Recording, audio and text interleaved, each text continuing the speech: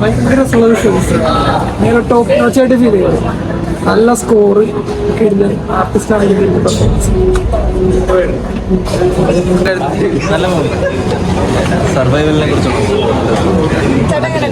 നല്ല മൂവിയായിരുന്നു. It's all about survival.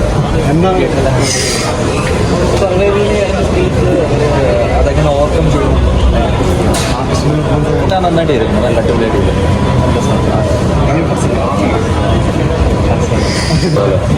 എന്താണ് ഇഷ്ടപ്പെട്ടത്? അതിൽ അവർ വളരെ റിസ്ക് എടുത്തിട്ടാണ് ഷൂട്ട് ചെയ്തിരിക്കുന്നത്. ആ സ്ഥലങ്ങളിലൊക്കെ പോയി ഷൂട്ട് ചെയ്തിരിക്കുന്നത് കാണാനൊരു ഇംഗ്ലീഷ് മൂവിയുടെ ഒരു ത്രില്ലുണ്ട്.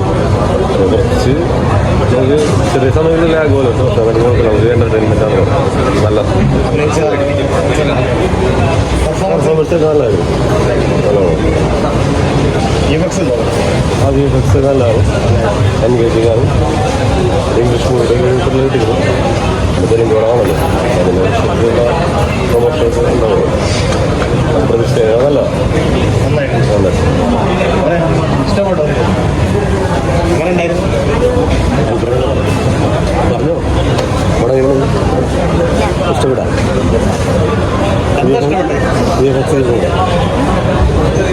ചോദിച്ചോ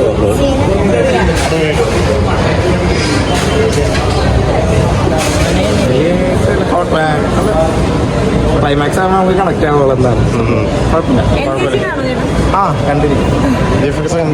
കൊള്ളാം. കേരളത്തിൽ മികവോ പറയാൻ പറ്റില്ല. എല്ലാവർക്കും ഇഷ്ടപ്പെടുന്ന വി എഫ് എക്സ് ഒന്നും കുഴപ്പമില്ല. ഒരു എക്സ്പെരിമെൻറ്റ് മൂവി എന്ന് പറയാം. കാരണം മലയാളത്തിൽ ഇങ്ങനെ ഒരു പടം ശരിക്കും നമ്മൾ ഹോളിവുഡ് സിനിമകളിലൊക്കെയാണ് ഇങ്ങനെ കണ്ടിട്ടുള്ളൂ. അപ്പോൾ ഇന്ത്യയിൽ ഇങ്ങനെ ഒരു സിനിമ വരുമ്പോൾ എത്രത്തോളം പ്രേക്ഷകർ സ്വീകരിക്കുന്നതില്ല. പക്ഷേ പടം കണ്ടിരിക്കാം, വൺ ടൈം വാച്ചബിളാണ്.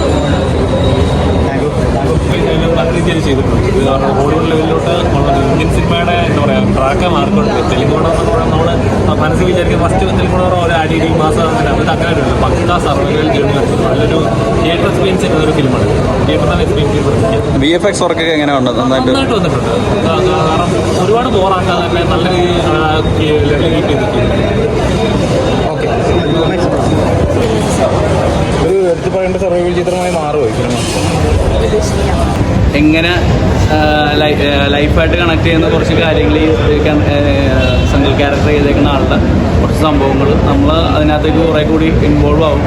പിന്നെ എന്താണെന്ന് വെച്ച് കഴിഞ്ഞാൽ മോസ്റ്റ് ഇൻട്രസ്റ്റിംഗ് ഫാക്ട് എന്താണെന്ന് വെച്ച് കഴിഞ്ഞാൽ ഇത് എന്താണ് അറൗണ്ട് ഒരു 10-20 കോടി രൂപ ബഡ്ജറ്റ് ചെയ്തേക്കുന്നത്. പക്ഷേ അതിനേക്കാളും ഉപരി CGയും റിയൽ ലൊക്കേഷനും ഈ പറഞ്ഞ സംഭവങ്ങളൊക്കെ കൂടി നമുക്ക് ഏതാണെന്ന് ഐഡൻറ്റിഫൈ ചെയ്യാൻ പറ്റാത്ത രീതിയിലുള്ളൊരു സംഭവമുണ്ട്.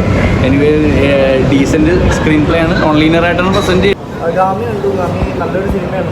അപ്പോൾ നമ്മൾ ഇന്ത്യൻ സിനിമയിൽ ഒരു എക്സ്പെരിമെൻറ്റ് മൂവി എന്ന് പറയാം. കാരണം നമ്മുടെ ഇന്ത്യൻ സിനിമയിൽ ഈ സിനിമകളൊന്നും അധികം വരാറില്ല. ഇപ്പോൾ എന്താ പറയുക, ഹോളിവുഡ് ലെവലിലുള്ള ഒരു മേക്കിംഗ് ആണ് ഈ സിനിമ എടുത്തു വെച്ചിരിക്കുന്നത്. സിനിമ ഒരു ഗാമിനാണെങ്കിലും ശരിക്കും സിനിമയുടെ ലാസ്റ്റ് ക്ലൈമാക്സിൽ 5 മിനിറ്റാണ് നമുക്ക് സിനിമ എന്താണെന്ന് മനസ്സിലാവുക. അതുവരെ നമ്മളിങ്ങനെ വേറെ ലോകത്താണ്, ഒന്നും മനസ്സിലാവില്ല.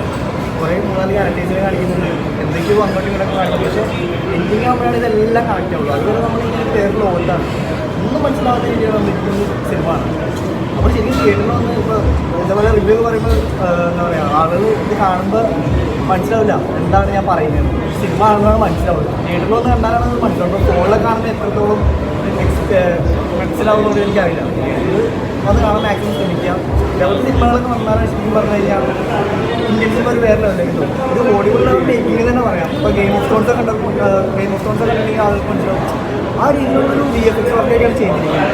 ഇപ്പോൾ ഹിമാലയൊക്കെയാണ് കൂടുതൽ കാണിക്കുന്നത്. അത് നമ്മൾ ഫീൽ ചെയ്യും. പിന്നെ ആർട്ടിസ്റ്റിൻ്റെ പെർഫോമൻസ് ഒക്കെ അടിപൊളിയായിട്ടുണ്ട്. ആളുടെ സിനിമ ഞാൻ ആദ്യം കൊണ്ട് കാണുന്നത്, പക്ഷേ ആളുടെ പെർഫോമൻസ് അടിപൊളിയായിട്ടുണ്ട്. ഇപ്പോൾ ഡയറക്ഷൻ ആണെങ്കിൽ നല്ല രീതിയിൽ തന്നെ ആളെ കൊണ്ട് പെർഫോം ചെയ്യുന്നുണ്ട്. തിയേറ്റർ എക്സ്പീരിയൻസ് തന്നെയാണ്. തിയേറ്റർ എക്സ്പീരിയൻസ് തിയേറ്റർ കണ്ടാലും നമുക്ക് മനസ്സിലാവും. ഫോണിൽ കാണുമ്പോൾ ചിലപ്പോൾ ബോറടിക്കും. കാരണം അങ്ങനെയാണ് സ്ലോ പേസിലാണ് സിനിമ പോകുന്നത്.